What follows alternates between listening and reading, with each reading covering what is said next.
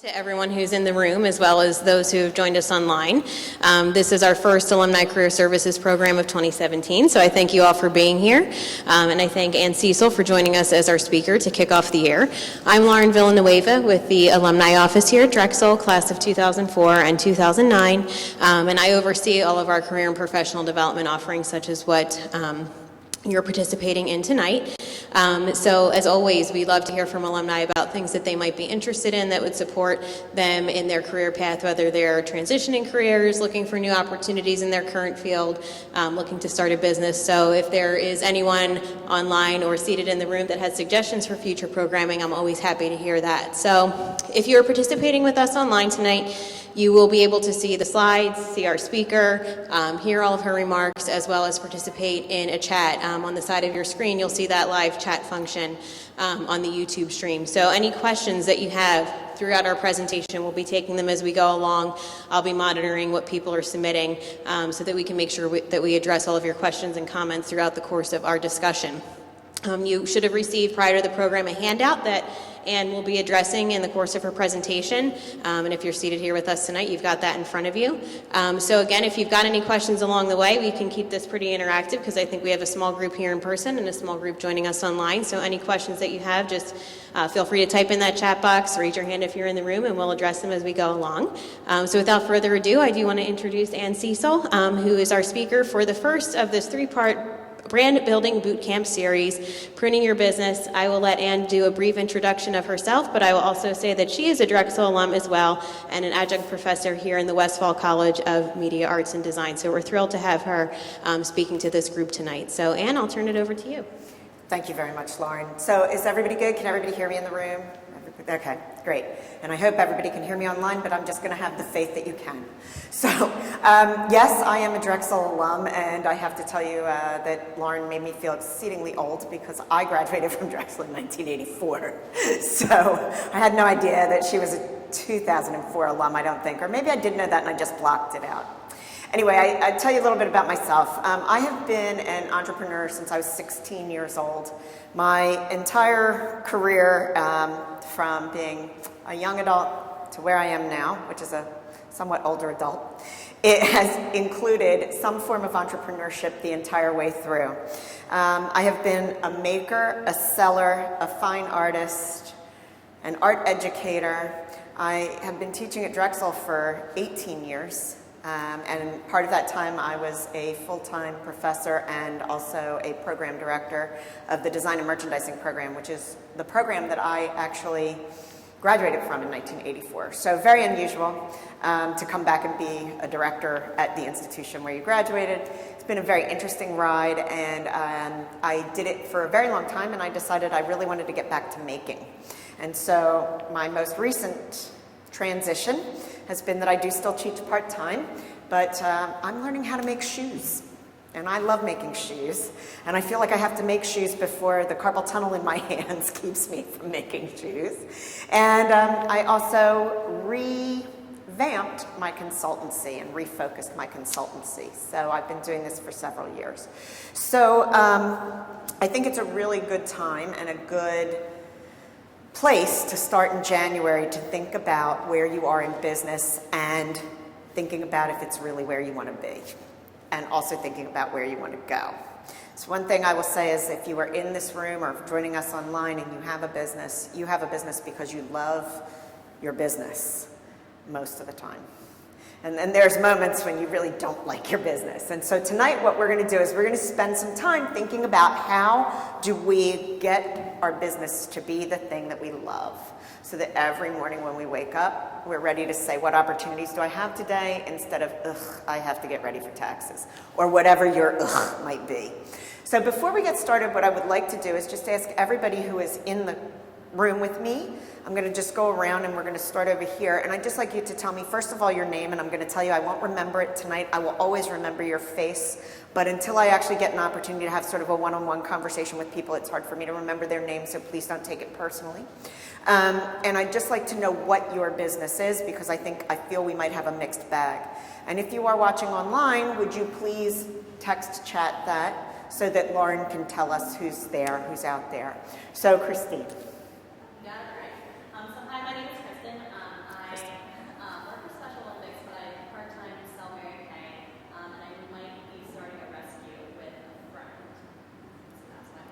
An animal rescue?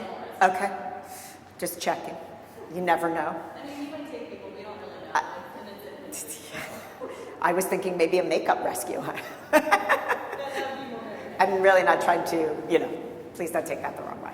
Okay. Hi, I'm Natasha. I'm a real estate agent. Okay. More on that. Yeah. Okay. Great. Hi, I'm Leanne. I'm an 85 grad of Drexel. I graduated from NESTA, which is what we call it. Yep. I graduated from there at 85. And I have had a children's clothing business for the last 25 years. I guess the first 8 to 19 years we manufactured. We did domestic and overseas manufacturing. And now my business partner and I design and consult. And we're just at a sort of a crossroads in the business. So was your degree in fashion design or design and merchant? Okay, great. Okay. So I know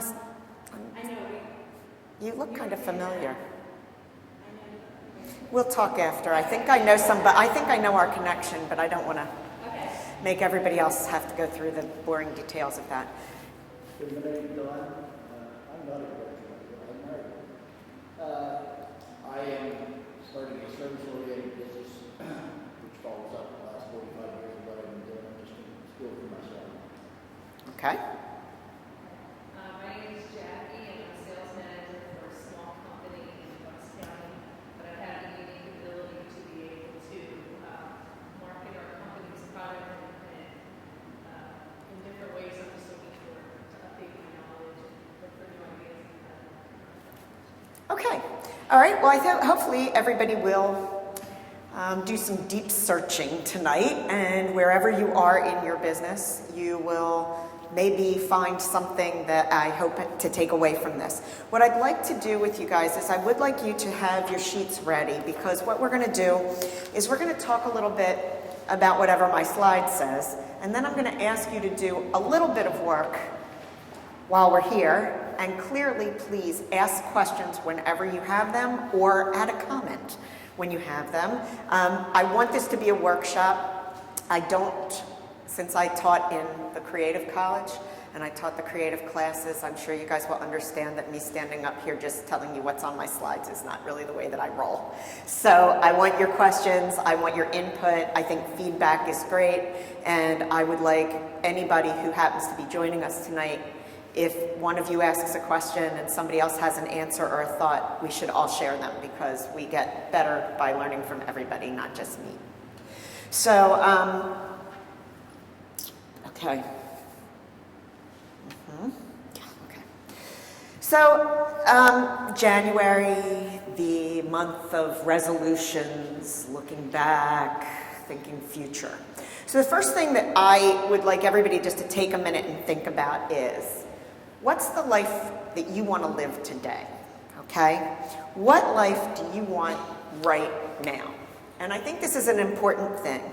I think that really and truly what I'm going to ask you to do is, after you leave tonight, is to think about this deeply. And to actually come up with what I would call a mantra, or a promise to yourself, or a vision, statement, whatever you want to call it. And it's something that should be about maybe 2 to 3 sentences. It's something you want to write down, you want to memorize, you want to tell it to yourself every morning, you might want to post it in your office, and you might want to talk about it every time you get a chance with anybody that will listen. Because the more you have a very specific shape of what you want out of life, and the more you talk about that, and the more you think about that, the more it will start to become real. And I think it's really important to talk about it with people, because they almost become the people who are going to make you do it. So I think that's really important. So if everybody could just take a second right now, and this is just under the first question on our sheet, what's the life you want? Just jot down maybe 3 words there that sort of describe where you want to be. I'll share a little bit about myself as we go along. My favorite era of my life was when I had well, okay, it started as a knitwear company, it went into a hat making company, and then it became a website design development and training company, which will just tell you how the world changed when I was being creative. But during that period of time in my life, I was a part-time adult educator, and I was making and consulting on things. And for me, I really loved that. Some of the things that I would say about the life that I like waking up every morning and having different things to do. I am not somebody who works well repeating the same things over and over again. That's the kind of thing you're thinking about here when we're talking about the kind of life that you want to lead. I also love the flexibility of being a consultant and having my own business, because I can kind of schedule things around my time and I can do other things. So if there's something I really want to do or a trip I really want to take, it's really great to be able to schedule around that and determine, okay, I'm not going to take on a project this month or this week, okay? So those are the kinds of things that we're looking at. And I really want you to think hard about it, because the thing that I think is really important about being an entrepreneur is it's really hard work to have your own business or to develop something that's even part of a business. And if you don't have a salary and you don't have benefits and you don't have all those other things from working for somebody else, you really need to have the life that you want in order to be really good at it. Okay, and I also really, we want to have a sustainable business, because while there's ups and downs in every business, and there's ups and downs for an entrepreneur, you want to make sure that you are creating a business that is sustainable. So at the beginning, that's a really important thing to sort of think about. I will tell you just a brief story about that. When I decided to refocus for many years, my consultancy was in tech, because I had this tech background. And I decided over the past, say, 4 years to change my consultancy into, since I was 16, I have wanted this city to have a very strong maker community, a very strong independent seller community, and I've wanted to bring the two together so that they support each other, sustain each other, and create various products. I have been trying to do this in this city since I was 16. I took a break for a while. And I came back to it about 4 years ago. And I started to make some connections with people that I thought would make it easier and better. So I refocused my entire consultancy to actually help makers be prepared to sell to retailers. And launched my business and found out that makers won't pay anybody to do anything for them, and that the structures in the city are no better than they were when I was 18 years old. So this is really about exactly what we're talking about. This is an example of exactly why I want you to think about what we're talking about today. Because if you've been in business for a while, so what happened was I had already gone down this road and I had to do something. So I ended up focusing on the independent retailers, because they actually understand that they have to pay money for expertise. They also have the money for expertise, right? So I had to make a choice that was different from my original vision. And this is very important for another slide, okay? But just keep that in mind. So the second thing that I think is really important for you to understand is how much you need to actually live this life that you want. And this is a very important number. So what I will tell you to do, and what our budget will really tell us to do, is that you really need to know how much money you need to make each year in order to live the life that you want. And by that, I mean not just what has you scraping by on the edge. You need to be having a savings account, putting money away for retirement or kids' education or whatever. You need to be able to pay your taxes. So if at the end of the year you don't have a stash of money that will help you do everything that you want to do, your business is not successful, nor is it sustainable. And I think that's really important to understand, because a lot of people think they have a successful business, and then tax time comes around and they have to make a payment plan for their taxes. So you didn't make enough money this year to even cover a basic cost. And this is because people forget about all the basic costs of doing, of living. So what I want you to really think about here is that it's important for you to actually build in revenue that you bring in, fixed expenses, and what I would say is your monthly salary is a fixed expense, and then a variable expense. If you look at your business considering that you are going to pay yourself, then you will know how much money you actually need to make every year in order to be successful. And I think this is very important because a lot of people don't pay themselves, or they only take money out of the business when there's extra, or they don't pay themselves a living wage. And so again, I would say you cannot have longevity and a sustainable long business if these things don't happen. Lauren, I'm sorry, is anybody online? There are a few, but I have no questions or Did they say what their businesses were? Okay, all right. Just break in if I forget that again, I'm sorry. It's just because I want to make sure that's happening. So this to me is exceedingly important, and it is one thing when I work with makers, when I do work with makers, they tell me, oh, well, it only costs me, $5 to make this. And I think to myself, did you include the time that you spent doing this? Are you paying yourself for what you're doing? How about the electricity to run that big lathe that you have over there, which is costing a lot more? Or did you calculate the membership that you have to the studio that has that big lathe? And most of the time what you'll find is no, all they've done is said, the piece of wood cost me this much, and this cost me this much. They think about the components of the product. They don't think about the rest. So it's really important to make sure that you are calculating these things. And for some of you who've been in business, I hope you've been doing this, and I'm sure you have. But if you're thinking about a change, maybe your needs have changed a little bit. Maybe your monetary needs have changed. Okay. So the next thing I would love you to do is think about why did you start your business, or why are you starting your business? And I think this is an important thing to think about. And what did you really want to do? How did you want to affect the industry? Or how, if you're starting it now, how do you hope to affect the industry? Does anybody want to share? I mean, I've told you I reshaped my consultancy because I've had this dream about how we were going to have a great creative economy in Philadelphia. And by the way, the one reason that I really figured we could maybe do it is because we do have a very great creative tech economy in this city, and I was part of that. So, and I was part of building that, and I don't understand why we can't make that happen in the making sector. I mean, I do, but I have reasons that I think we can't. But it seemed like this should be a time when we can do it because there's a model for success in the city. So why can't we apply that success elsewhere?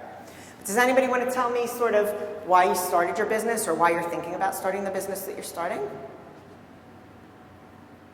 I'll go. I originally started my business, and I have the same business partner for 25 years. I think just coming from a creative place and wanting flexibility, wanting it to be our own.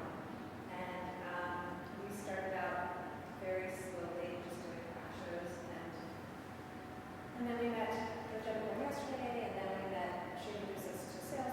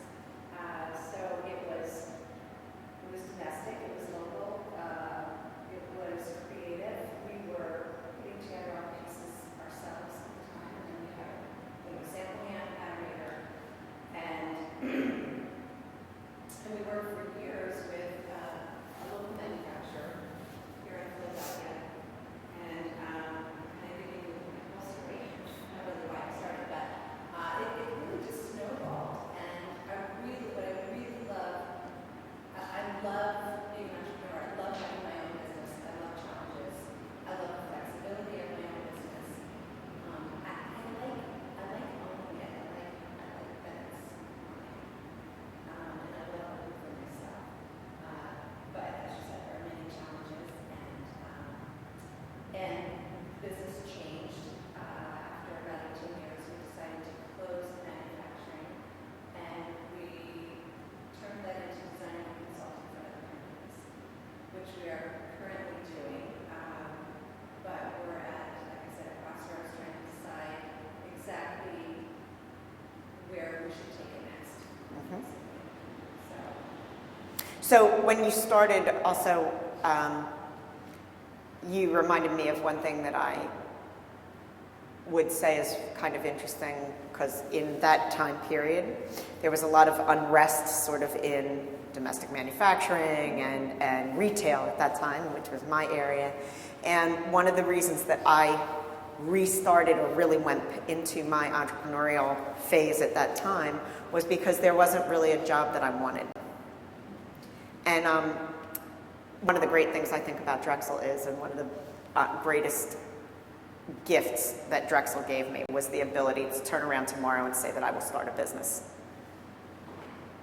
No fear. So, I think that, and probably everybody in the room, at least I would hope you feel that way about Drexel, because that to me was like, I always say I became the successful person that I am. My parents had a little to do with it, but it was primarily Drexel's program that really worked for me. So I think that was really important. And you may have had kind of the same, like maybe you didn't want to go to New York, or, Which I did go to New York. I was there for 6 years, and then I moved back. Right. I think maybe it did, because I remember while I was in school, I decided I was going to take classes that I was going to create a belt line, and I just was making belts, taking them around local stores. Yes. And so I guess, yeah, I never looked at it that way, but maybe that is a big part of it too. Yeah. Yeah. So I think that's really great. Anybody else have anything you want to say about what you really wanted to do, or what you want to do now when you started? Things that you hope to do if you're getting started? I don't know if it's happening yet, because it's kind of waiting over one thing, but our rescues would be for disabled animals, because they are oftentimes overlooked, and I also work with Special Olympics with Yes. individuals with intellectual disabilities, so it just kind of marries itself. But just finding homes and just like getting the word out that these animals are no different than, I guess, your non-disabled pet, and they still have abilities, and they need love, and they will show you affection just all the same, if you're able to overlook what they don't have and look at what they do have, which is love. So that's a really admirable thing, and I hope that you can get that going, because that's certainly looking for an underserved market in the animal kingdom, which I think is a really important one. And that's I think that's a great sort of mission. So as you build that, keep thinking about that, because what may happen is you may find that you have to do other things in order to make your business work. And that's why we're here. So this is typically, I think what happens is it's sort of like 15, 20 years in, you wake up and it's not the business that you wanted to have. And not everybody here is at that place, but everybody's kind of like, ugh, what happened to me? I wanted to spend my time designing, and all of a sudden I spend my time doing administration and chasing down payments for consulting. So that's where you have to find this balance of taking jobs because you can do it and you need the money, versus doing what you really want to do. And that, I think, is the choice that we really are looking at here. Okay. So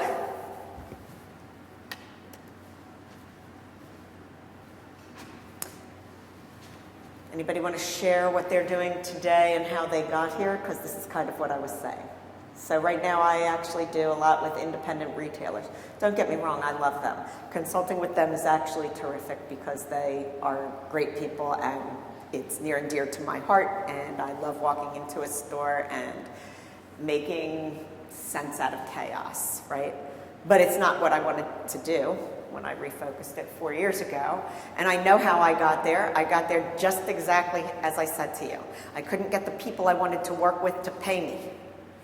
So I went the other route. Now remember, when I wanted to do it, I wanted the makers and the sellers to get together. So in fact, the independent retailers were part of my plan to begin with. But I thought, I'm going to get these makers all ready, and we're going to sell stuff to the retailers, and it's all going to be great. And at the end of the day, it's the retailers that I spend most of my time with. So all good, but not exactly what I started with. And the reason that I got there is because I couldn't get the people that I really wanted to work with me for numerous reasons. One of the reasons is because there's a lot of free services for makers, so they don't actually know that they are supposed to pay for expertise. That's one reason. There's another reason too, because a lot of them are, again, I'm going to go back to singing Drexel's praises. I love that we learned how to in the creative side. I loved that we learned that it was a business, because people who are makers often come out of fine arts programs where they haven't talked about the business of it, and so they don't have a business background and they don't really understand how the business works, and what they want to do is sit and make. So that's what happened to me. Well, you look like you might want to say something. No? Nobody? Anybody want to say anything about how they got where they are today and if they want to be doing what they're doing? So Leanne has shared that she's like kind of at a crossroads. Do you want to talk at all about the crossroad? Sure, I can. So we started a consulting business, oh gosh, it was 11 years ago. And it's a small business. We had three clients. So not a lot of clients, but we were able to keep the business small but profitable. We recently lost one of the big clients. Mm-hmm. And it was like having the rug pulled out from under us. So, and it was, in the end, it's a better situation, not financially, but because of the type of person we were dealing with. So it's all good. So we're this place now, we're trying to find other clients, and we find ourselves at a level that is a little more difficult because we have a lot of history, we have a lot of experience, and we're not just CAD designers. So we have other things we can bring to the table. So our market just seems to be getting a little bit smaller because of that. So we're having to go about finding new clients in a different way. And so that's where we are. And it's really not necessarily finding new clients, but marketing ourselves as a partner, not necessarily a financial partner, but a partner in creating product and being a bigger part of their business, not just, like I said, punching out ads and sending it, it's sort of getting more of a handle on who their customer is and their history and where they want and need their business to go. So it's a little more all-encompassing. So it's just harder to find those clients. They're just a little bit harder to find. And at the same time, we're exploring other products, like getting out of the children's wear industry and maybe into women's, not clothing, accessories.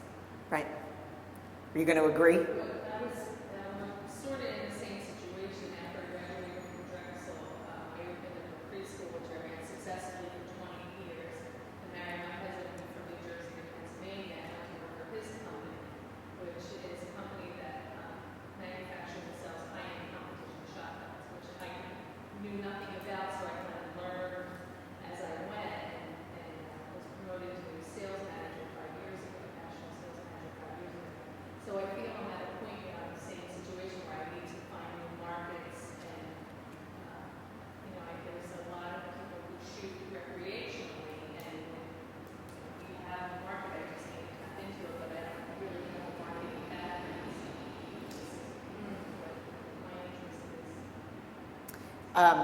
I think this is a very sticky problem as well, because so in my marketing language, that's exactly how I present myself, is that I'm a partner in your business, not, I do more than consult. I don't do like, a one-off, or at least that's not my goal. I don't really want to do, somebody to come in and just say, can you fix my brand for me? And then we're done. That's not very satisfying for me. So I agree, it's hard because that group of people who, it's hard to find a group of people who really see the long-term value in a long-term relationship with you. Now, I would say it has been my experience that independents are probably the way to go in that, as opposed to larger. And that has been our business. Yeah. All along, our consulting business, and it continues to be where we are searching. Right. Well, so, and one thing I would say also for you in particular, and this may help other people. So when you are looking at product-based businesses, right, if you can create your own branded product in some way, your margin is higher than if you buy other people's branded product.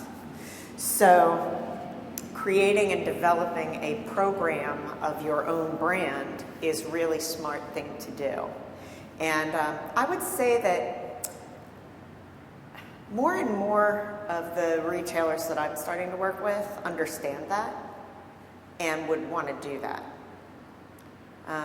So, that's something to think about, how you, or, from the product side, is it worth somehow having some form of retail available as well? So that's another way to think about it.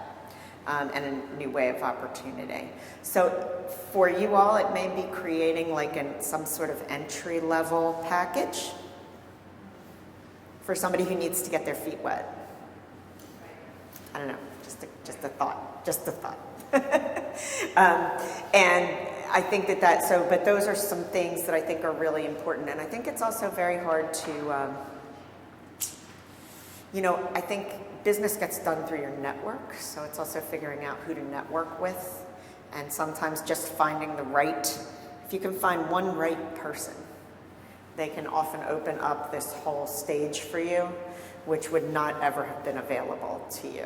And sometimes I think it's just luck where that happens, sometimes it is just pure luck. You just walk into a situation and you just find the right person. Sometimes it's not. But what I can say is if you don't continually put yourself out there to meet new people and to, try new things, you probably won't be so lucky, because it's probably not the person that you bump into, in the grocery store that's going to be that person, but it's probably somebody that somehow you make a connection with through your business. So I would say that's one thing to think about as a way to go.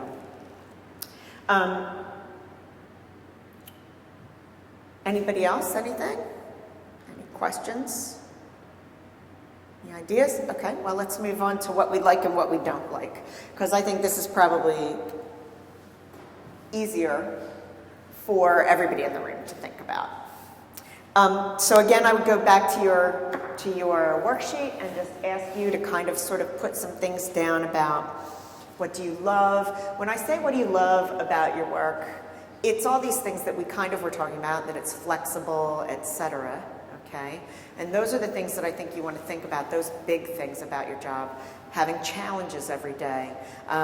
One of the things that I didn't say before, but one of the things that I so love about being my own boss, even though I'm not really my own boss because your clients are really your boss, is that the best part about it is that I get to make my own decisions, and there is not red tape to make the decisions. I find nothing more frustrating than feeling like I'm banging my head against a brick wall when I'm working with people in certain jobs that I've had, where it's like, it doesn't matter how many times I say it, or, I know it's the right thing to do, but I can't get the right okay to do it. Yeah.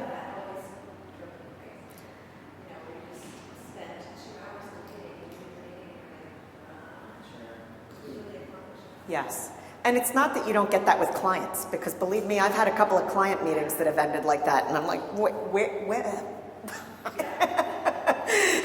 You know, these were the 3 things we were supposed to do, and we didn't get any of them. Nobody made a decision on any of them, right? And I think sometimes the hardest part about working with other people, client people, is that you can't make the decision for them. They have to make the decision. So you can advise them, you can be a feedback person, you can give them, you know, play devil's advocate, but at the end of the day, they have to decide because it's their business. So in consulting, it's kind of funny because you can make decisions in your own business, but you can't make decisions for them. So it's kind of also, you know, it happens in both places.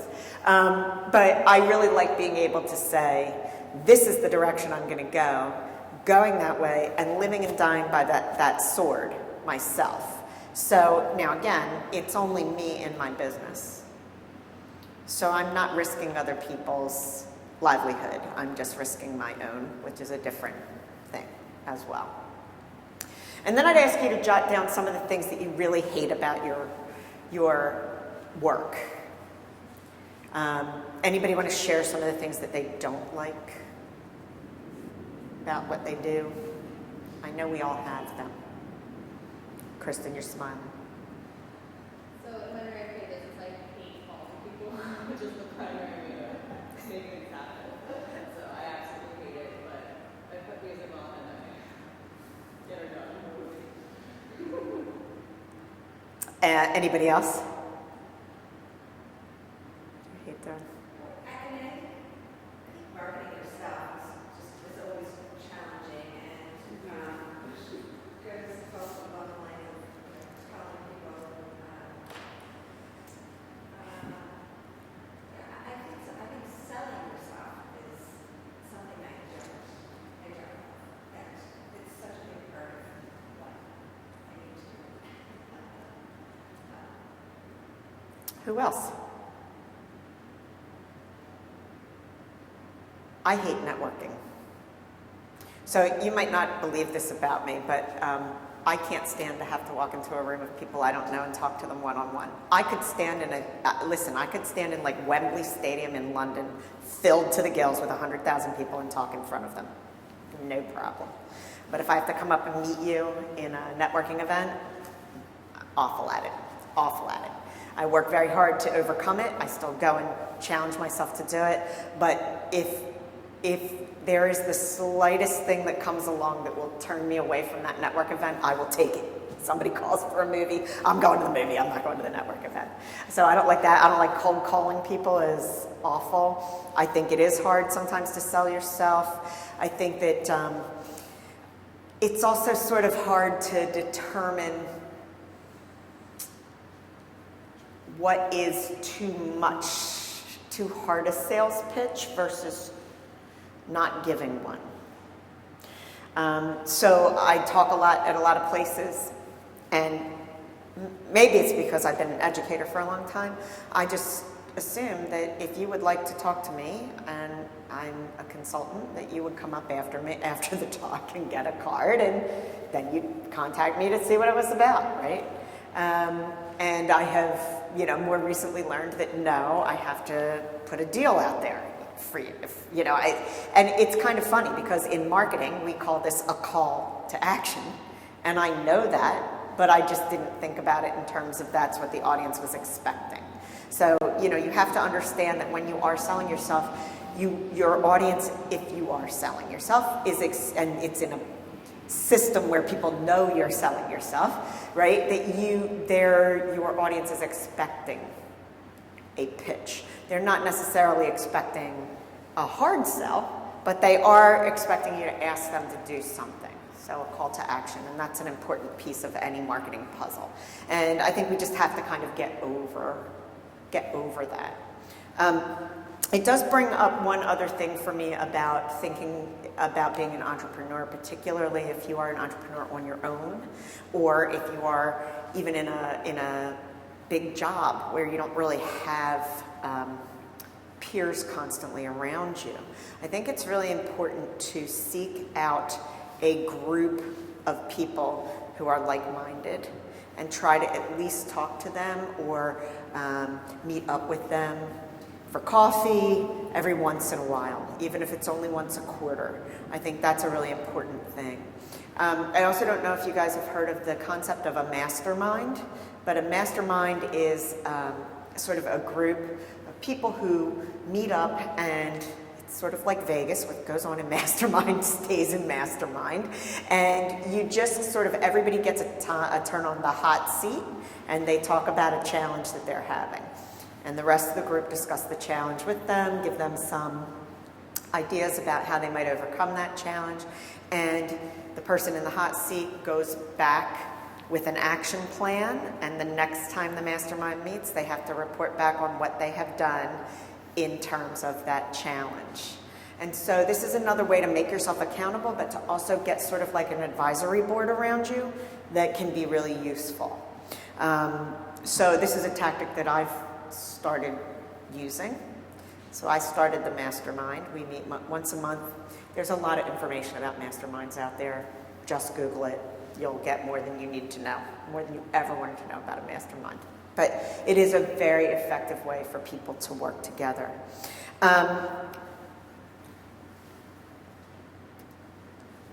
Let's talk about the tasks. So our whole idea here is that the tasks that you love, do them. The tasks that you really hate, get rid of them. There are some tasks that we all have that are necessary evil, and so I think what you need to do is think about, am I prepared to do them? Can I stick with it? Am I willing to do them if necessary? Now here's all the deals. So you might love all the creative part, and that's what you're obviously going to keep because that's the part of your business that is what feeds you. You may hate all of the administration of your business. So then the question is, how do I get rid of that? Can I afford to get rid of that? What kind of services are out there that might work for me? Those are the things that we would start to think about. And then you kind of start to think about things like this, like, you know, bookkeeping is a necessary evil. If you have not a very complex business, it's probably not really that hard for you to do, but it may be something that you just don't really like to do. So this is kind of what I think of as a necessary evil. So today I was just, I'm going to tell you this is like, you know, a lot of this has to do with your strengths and your weaknesses and what you know about yourself as well, right? So I'm a real concept person. I'm less of a detail-oriented person. Today I'm trying to do a 1099 for somebody who worked for me last year. It is the most painful thing in the world, and I only paid her 3 times in the last year, but I feel like I'm missing a payment. Can't find it anywhere, I don't know what it is. So, you know, this one thing has taken up a good portion of my day, and it's not that it's hard, and it's not that I shouldn't be able to do it. But because it's something I don't really like to do, it's a necessary evil, it gets pushed. It becomes one of those avoidance tasks that I have on my list. So, you know, I dream of a day when somebody else will do 1099s for me at the end of the year. I've never had one. I've never had a year in business where I haven't had to do my own 1099, so it's not even the first time I'm doing a 1099. But I just, for some reason, can't get with it. So I'm sure everybody here has something, you know, kind of like that. But you need to think about, is it worth, do you dislike it enough that you are willing to pay somebody else to do it? So that's where this is where the rub is going to happen. This is all going to have to come together, right? Because we're going to have to make a certain amount of money to have the life that we want. And part of the life that we want is getting rid of things that we don't like. So you see, it's a cyclical process, and it's going to take a little bit of time for us to do it. So if you just want to take a second and just jot down a few tasks for me that you guys have. And does anybody want to throw out a couple that you can't stand? Or is a necessary evil?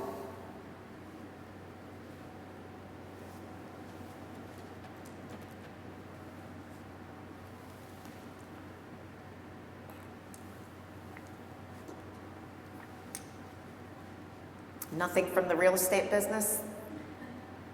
I'm still new, so I'm not sure what I can give up.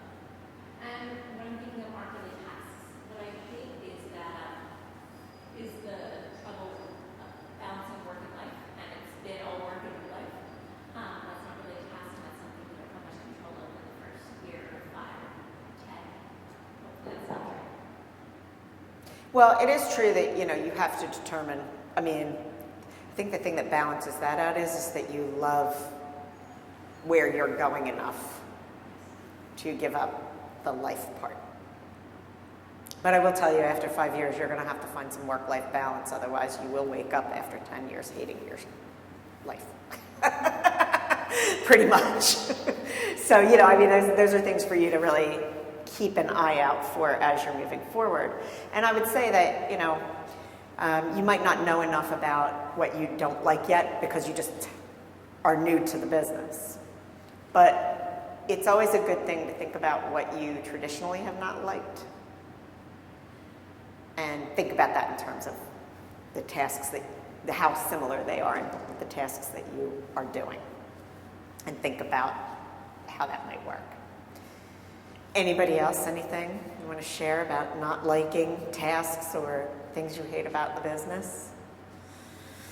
Well, what I'll share is what's nice about our business partners sometimes divvy up things that we don't like to do, so that's always fun. And then the flip side of that is to, having a business partner and have other struggles. Right. Well, so it's always nice to choose a partner who has complementary, right, to what you do. And then hopefully, though, there's also the battle of coming to consensus. Right. So that, I think, is the challenge of the partner. And if you choose a business partner, it's almost more important than your life partner because you sometimes spend more time with your business partner than you do with your life partner. So those are all things that are pretty important. Okay. Well, here's where we get, now here's the part that a lot of people don't like. So what we need to do is we need to determine all of the things that you do that bring you money. On your worksheet, I kind of called this my products. So they might be consulting, they might be lecturing, they might be preparing materials, they might be anything that you sell, right, in your whatever you're doing are your products. And what you want to do is you want to start to look at each one of those products that you have, in quotes, and you want to see what percentage they are to your total sales, right? So if I know that, say, consulting, is 50% of my business, and I've decided that I hate consulting, I have a problem because I have to figure out how I could bump up the other things that I'm doing to accommodate for that 50% in revenue that I'm making. So it's important to think of your life that way.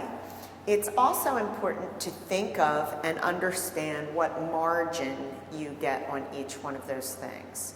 So do you guys know what margin means or no? Does anybody need? Okay. So, the attractive part of consulting is that there's not a lot of overhead with consulting because a lot of what you're doing is computer, paper, email, that kind of stuff. Whereas, for example, in my shoe business, let me explain the multitude of things that you need to make shoes. Like machine after machine after machine. So there's huge overhead. So, when I'm selling a pair of shoes, not only is it about my time, but it's also about all of these investments that I've had to make in actual physical stuff. So the margins on my shoes are much lower than the margins on my consulting work. If I'm just, using my brain and my drawing skills and my speaking skills, those things have much less cost than investment in heavy equipment.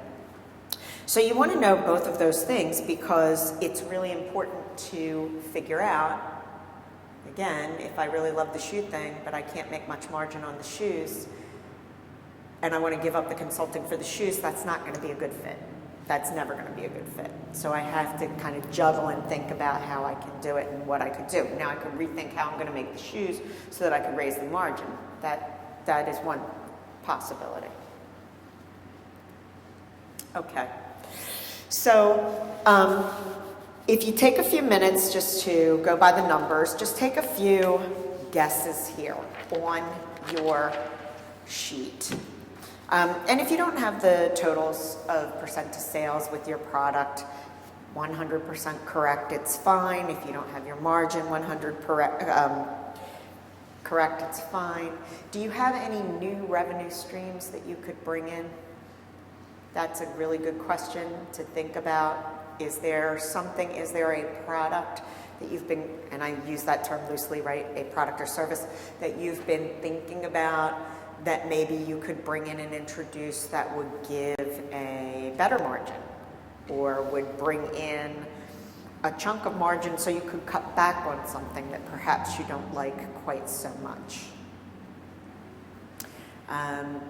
So thinking about sort of that, I think, is where you really want to kind of take a minute and see if you could pursue that, you know. Now, again, if it's something that requires a lot of initial investment, then you have to think about the long term for building the business to get that investment back and move on. But if it's something that would make a nice, really quick fit to what you're doing, not so difficult, right? So if I had only had a consulting business, but I've been a college professor since 1988, it's natural for me to speak in front of people. So if I wasn't doing lectures at various places, that would be a great new revenue stream for me to adopt into a consulting business because it works with who I am and what I'm doing. So those are some things that I would say, you know, think about how you could possibly do that. We'll talk about a few more in just a second. What I'd love to do is have you take your second sheet here and just take a minute to kind of think about this. And again, you'll want to go home and think about this a little more in depth and do some more thinking, but I'd love for you to think right now about 2 or 3 things that you could get rid of right now, or if you haven't started yet, 2 or 3 things that you might not go down that path right this minute because you'd rather focus on something else that you really like. So try to take a second and really focus on what you really like.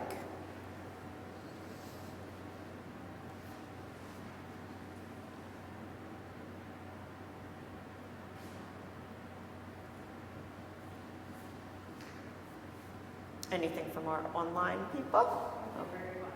Okay.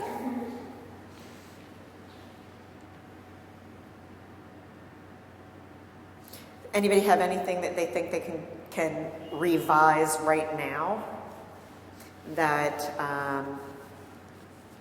you hadn't thought of before that you would like to share or you don't mind sharing? Those of you that are getting started, has it made you think about something that maybe you shouldn't go down that road? Maybe you should table it for a little while?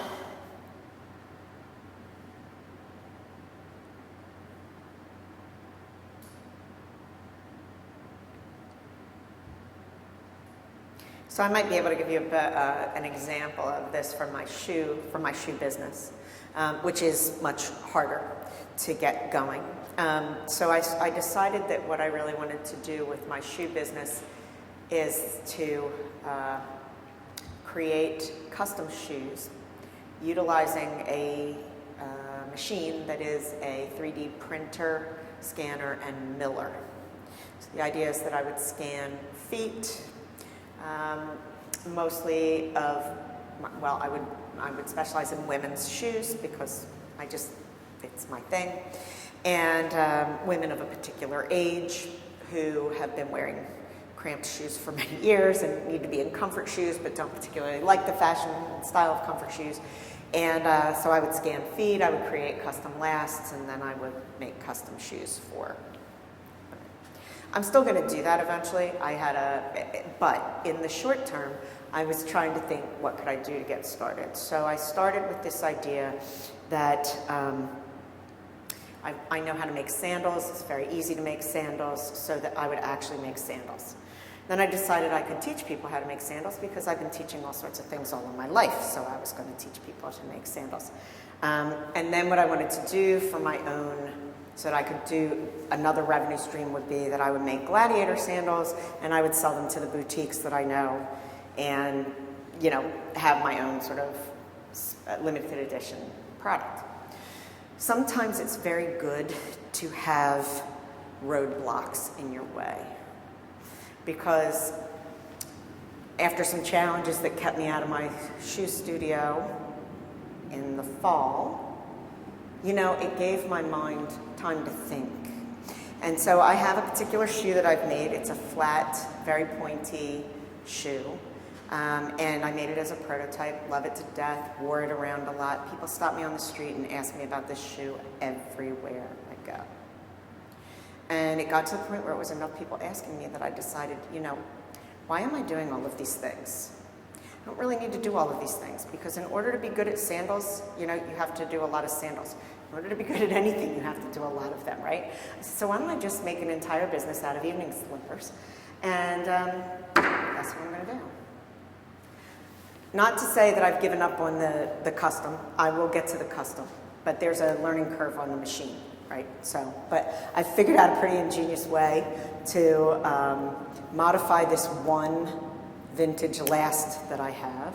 So I think that I can actually do the right size range. They're all cement construction, so that means that they're all just, glued together. So a lot of that equipment that I was worried about and was going to have to invest in, I don't need. So, sometimes it's really good to have the time when you're at the start of something to consider a lot of stuff and then wait. So I feel like in my shoe business, I won't have to prune because I'm not going to take on things to make money that are not really the core part of what I want to do. So interesting. Also a very interesting thing for me, because it's not really my aesthetic. It's not really my kind of shoe. And I usually, as a designer, I'm like a Jane of all trades, and master of many.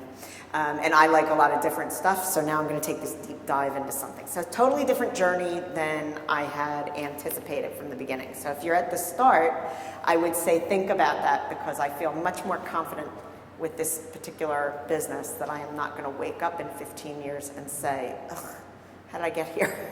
I think I'm going to wake up and say, "Oh, my hands hurt. Do I have enough money to have somebody else manufacture these shoes for me?" That's what I think I'm going to wake up with that. Consulting business, not so sure. I might wake up in 15 years and say, "Oh, why did I ever start this?" Right? I don't know if any of you ever watched this PBS program called Call the Midwife. And it's this woman's diary, and the first thing that comes up on the screen is, "Why did I ever start this?" And every time I watch this show, I think somebody needs that T-shirt, because it's a question that everybody will ask themselves. So does anybody have anything that they think that they could avoid, or anything they think they can prune?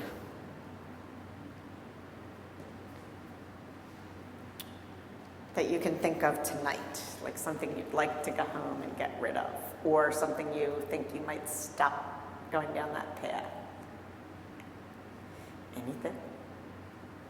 Yes, I Chris. think for me, at this start, is we're all going to be very excited, and we're all going to try to take a different direction. And I'm probably going to be starting wondering, actually, highly allergic to dogs. I have a dog because I'm hypoallergenic one, but just not all dogs are hypoallergenic. So I'd be more on like the fundraising and marketing side. And I just see a lot of people coming in that she's kind of pulled to help her, and everyone kind of having their own vision. So everyone's saying, "Oh, let's do this, let's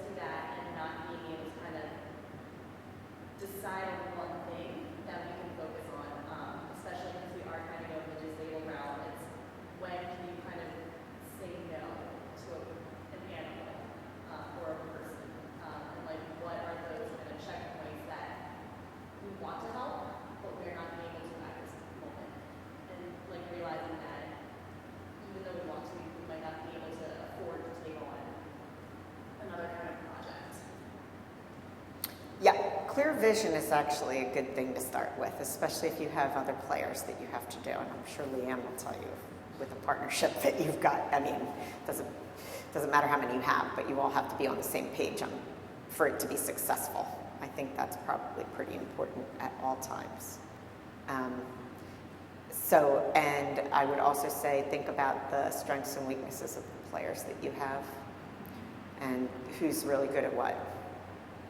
Those are really important things I think, towards success. They're also really important things in making a group. A lot of times, and this is just as benefit of having been an instructor, when you allow people to choose who they want to work with, they often do not choose the right people. So, because they're not looking at it in the right way. A lot of people think it's great to have a business with your friends. It is not.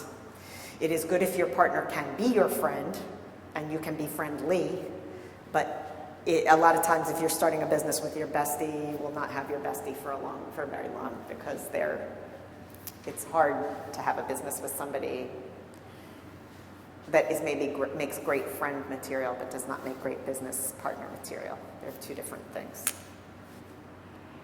So those are some things I would tell you just to think about as you're going forward. Anybody else got something they think they can get rid of? Not yet. Nobody's ready to commit to getting rid of something yet. They haven't convinced you. You need to get rid of something.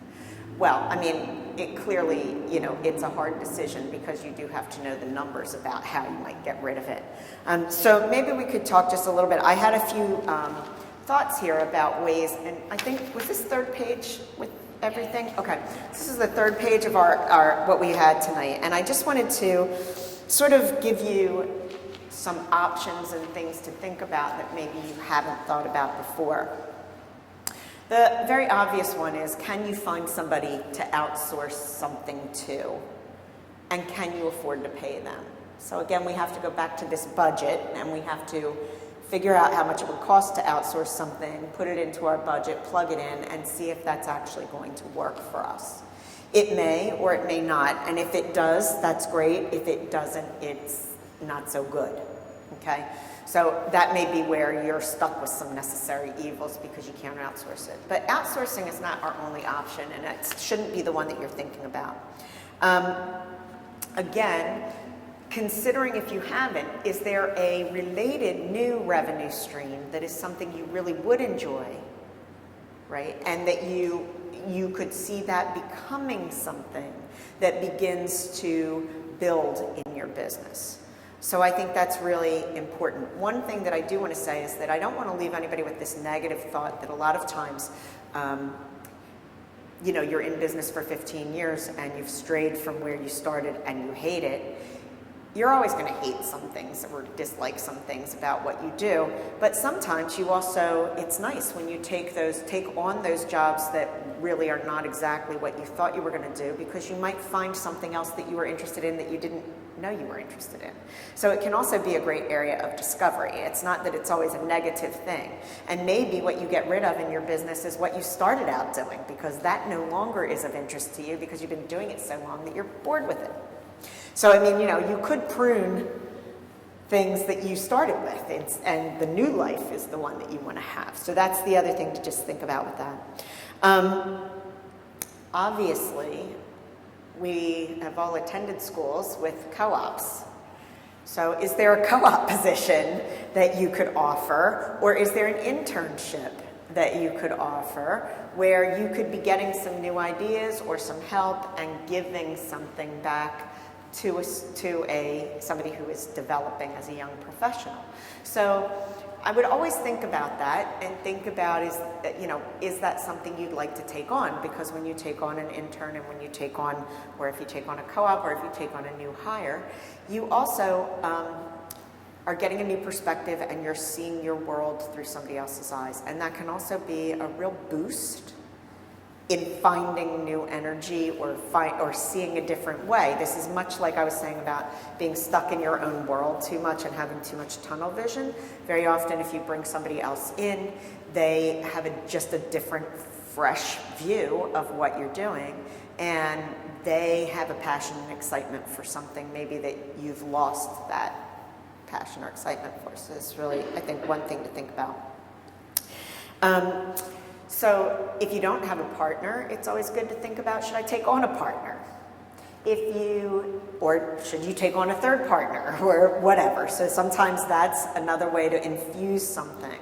I would also say one of the biggest things to think about is collaboration. Collaboration is huge in every industry now, and I would start to think about who makes a good partner for you and in what way, right? So there's a lot of, one of the biggest examples are these capsule collections that designers do.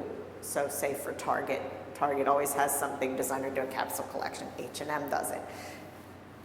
That's kind of old school, but it is that collaboration which brings something to both the designer and to the business.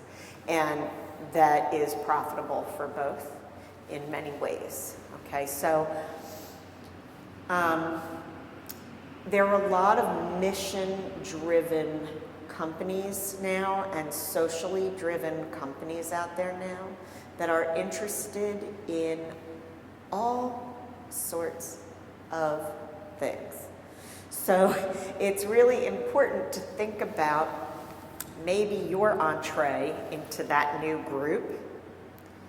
Maybe we don't, into this shrinking group is one thing to look at, but maybe the other thing to look at is building the next generation. And maybe you can't do that through your company, but maybe a collaboration with another company that is geared more to that younger next generation may be the way to do it. So just food for thought.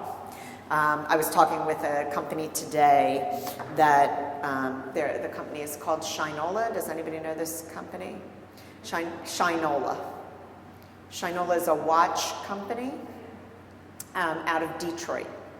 And their owner was a former partner in Fossil, I believe. And so what they have done is that they've actually brought back manufacturing. They do watch manufacturing in the USA in Detroit. And now they are on a mission to save other American brands.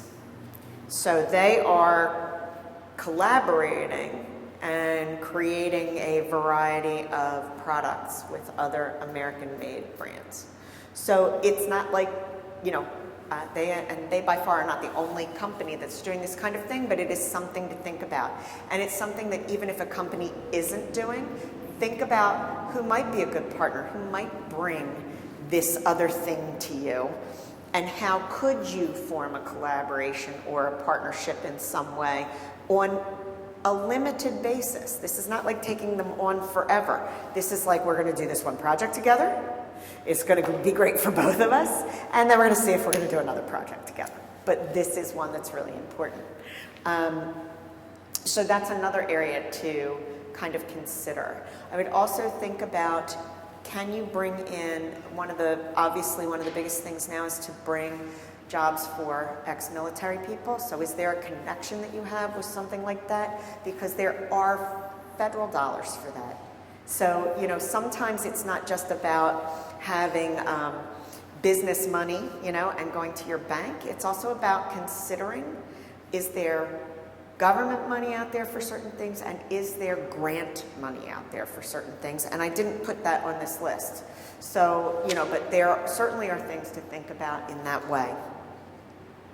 The beauty of a collaboration is also, again, you get that benefit of having somebody else look at your business with fresh eyes, and you look at somebody else's business with fresh eyes, and out of that often comes some idea that maybe even you would carry on in your own business past that collaboration.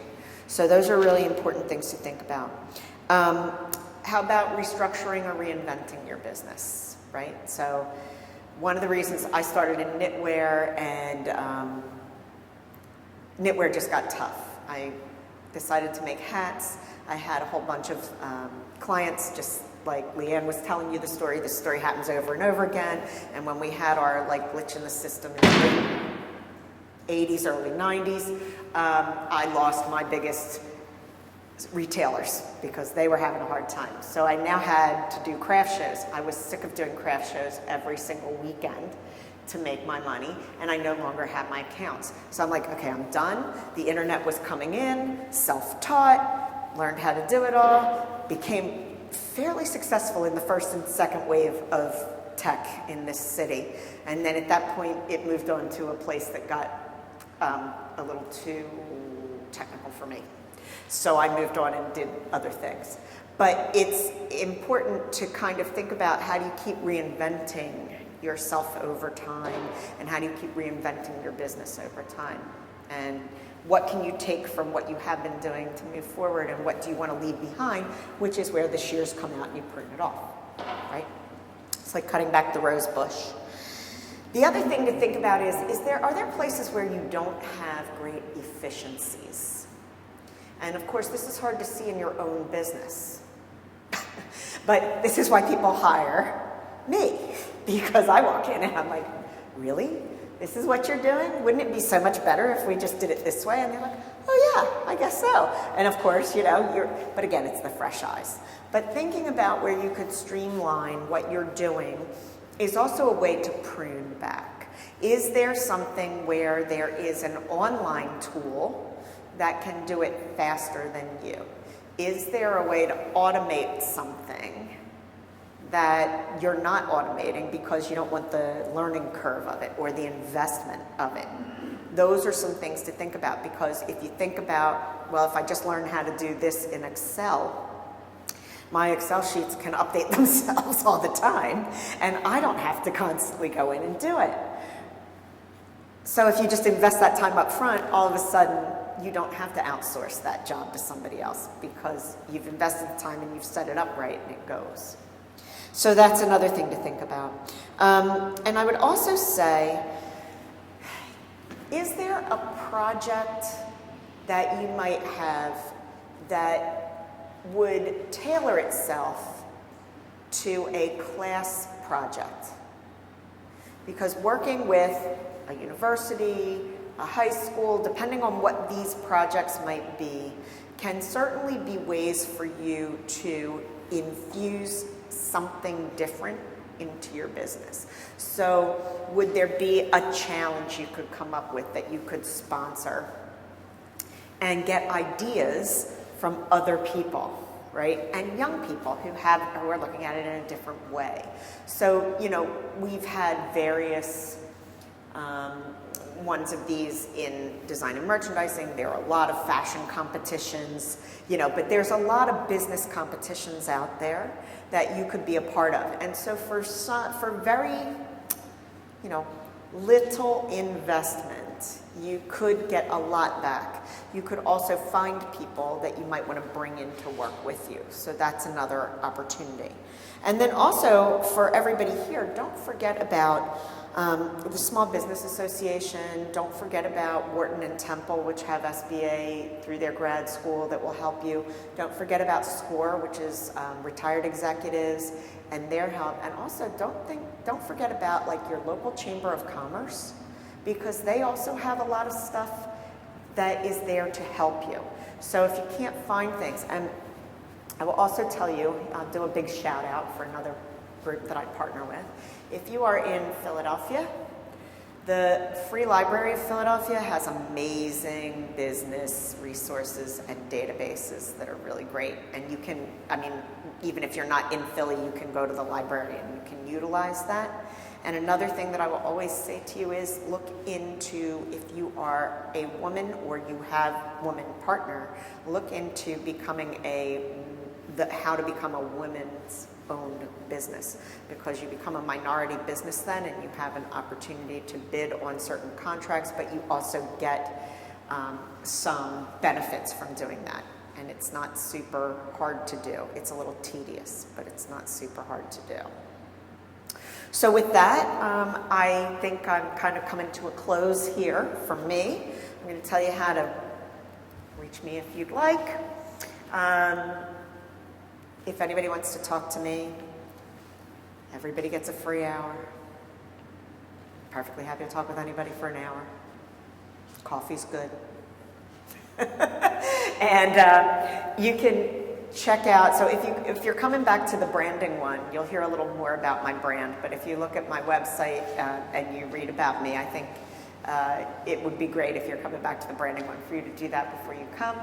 And if anybody really needs some work, I have a package deal for you guys, because this is what I had to learn how to do, right? Is to tell you guys that here's your call to action.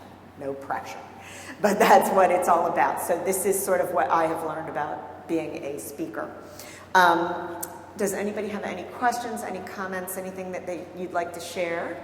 Because I know we have some time to hang out and network a little. So I'll be forced to talk to you one-on-one, although I'm not intimidated really by this group, because I've got to talk to you in front of you for quite a while. Anybody, anything? Well, I hope you have enjoyed it. I hope you go back and take a little bit of time to really think about these things, think about how you can move forward, and to think about how you can get back to loving what you do all the time, every day, and having a sustainable business. Thank you so much.